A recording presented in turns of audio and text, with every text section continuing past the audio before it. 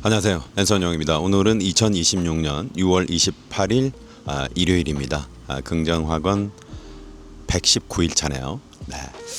제가 일요일 아침에는 축구를 갑니다. 축구를 가는데 이동하는 거리가 있어서 집 근처 사는 후배와 함께 차로 이동을 같이 하게 됐는데 그러면서 이제 아침에 어떤 얘기를 했냐면 그 후배도 상당히 힘든 시간을 지금 보내고 있고 저 같은 경우도 굉장히 힘든 2년 3년 넘게 보내고 있습니다.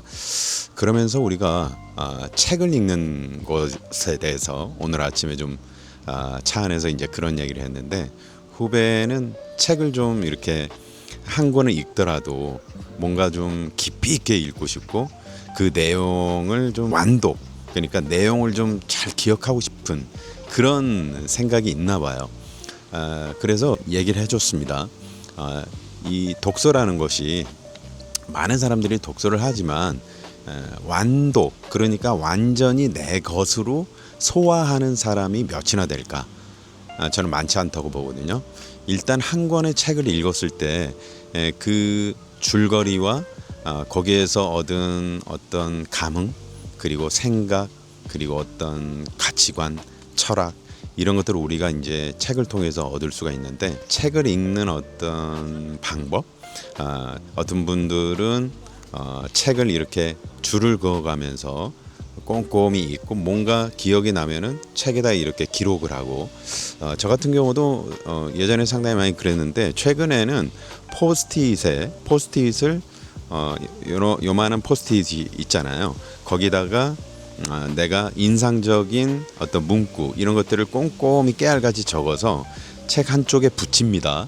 그래서 책을 다 읽은 후에 그 포스트잇만 이렇게 한번 훑어보잖아요. 그러면 그 책의 어떤 주요 줄거리라든가 또 인상 깊었던 대목들을 한순간에 정리를 할 수가 있습니다. 소설가 김혜란 소설가는 그런 얘기를 했죠. 한 에세이에서 연필로 책의 줄을 긋는다는 것은 문장과 독자와 어떤 스킨십이다, 그런 얘기를 하는데 굉장히 와 닿더라고요.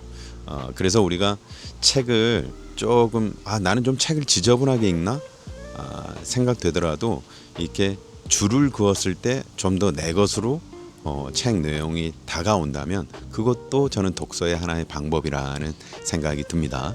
그런데 너무 내가 이 책을 읽었는데 이 책의 내용이 전체가 잘 생각이 나지 않고 기억이 나지 않는다, 그래도 괜찮습니다. 그런데 언젠가 어느 순간에 그 책의 한 대목이 떠오를 때가 있습니다. 저는 그게 바로 명작이라고 생각이 들거든요. 아주 힘들 때, 그리고 뭔가 내가 경험을 했는데 그것들이 실패했을 때, 맞아, 그때 그 책에서 이렇게 얘기를 했었지라고 생각을 하면 그 책이 정말 친구처럼 다가옵니다. 그래서 오늘은 한 권의 책을 또 제가 소개해 드릴까 하는데, 자, 이 책 여러분 혹시 다들 읽어보셨을까요? 네, 패트릭 브링리가 지은 나는 메트로폴리탄 미술관의 경비원입니다 라는 책입니다. 2008년에 뉴욕의 메트로폴리탄 미술관의 경비원으로 패트릭 브링리가 두 번째 인생을 시작합니다. 형이 죽고 나서 굉장한 충격으로 힘든 시간을 보내다가 마침내 메트로폴리탄 미술관, 뉴욕에 있는 그 경비원으로 메트로폴리탄 미술관에서 느꼈던 사람을 만나고 그 안에서 일고 작품들 앞에서 느꼈던 상실의 세계에 우리가 깊이 빠져 있는 분들, 또 치유의 시간을 애타게 찾고 있는 분들, 또 슬픔에 깊이 빠져 있었지만 그 미술 작품으로 인해서 뭔가 새롭게 인생의 전환점이 되는 책에 담았거든요. 그런데 이 패트릭 브링리가 사실은 1년 전인가요? 내한을 했었죠. 그래서 독자들과 이렇게 만나는 시간도 갖곤 했었는데 40주 연속 아마존의 베스트셀러에 올랐고요. 그리고 2023년에 한국어판이 발간이 됐는데 출간 1년 만에 20만 부가 팔리게 됩니다. 그래서 이 패트릭 브링리가 깜짝 놀랐다 그래요. 아니, 내 책이 왜 한국에서 이렇게 많이 팔리나. 한국에서 스트레스를 많이 받는 한국의 독자들, 일종의 해독제처럼 느꼈다라는 말을 들었다고 합니다. 그래서 나는 한국을 한번 가봐야 되겠다라고 마음을 먹었다고 합니다. 이제 이 책을 보면서 패트릭 브릭리가 이런 얘기를 하니까 영화 서칭 포 슈가맨이라는 영화 혹시 보셨습니까? 다큐멘터리 영화인데 로드리게스라는 아주 무명 가수가 있었는데 그 무명 가수가 앨범을 하나 냅니다. 앨범을 하나 내고 이 사람은 앨범 하나 내기 위해서 공장에서 계속 일을 해요. 그리고 나서 앨범을 하나 내고 그 앨범을 누가 들어주지도 않고 팔리지도 않으니까 다시 공장으로 가서 일을 하고 있습니다. 그런데 어느 순간 그 로드리게스의 지구 반대편에 있던 남아프리카 공화국 케이프타운 남아공에서 이 로드리게스의 서칭 포 슈가맨이라는 노래가 폭발적인 반응을 얻게 됩니다. 그러니까 엄청 놀랐겠죠. 근데 정작 로드리게스는 그 사실을 모르고 있었어요. 그래서 남아공에서 이 로드리게스를 찾으러 떠납니다. 그 과정이 고스란히 슈가맨, 서칭 포 슈가맨이라는 제가 좀 지금 혹시 나갈 수 있으면 제가 여기 한번 영상을 올려보도록 하겠습니다. 짧게. Be in the top 5. He's my most memorable artist. Bob Dylan was mild to this guy. He was this wandering spirit around the city. When he opened up and sang, he went, whoa, this guy's got it. We expected big things, and it did absolutely nothing. How many records do you think he sold in America? In America, 6. Nobody had even heard of him. How can that be? How can that be?